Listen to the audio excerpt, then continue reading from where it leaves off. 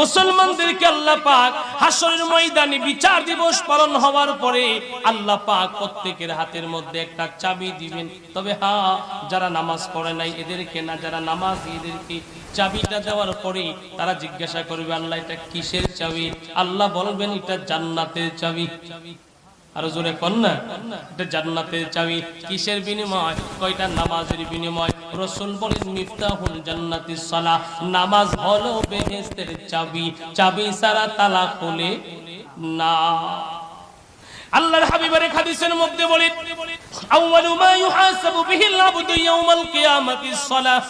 আল্লাহ রাসূল বলেন উম্মতেরা রে, হাসরের ময়দানে প্রথম হিসাব যেটা নেওয়া হবে, প্রথম হিসাবটা হবে নামাজের হিসাব।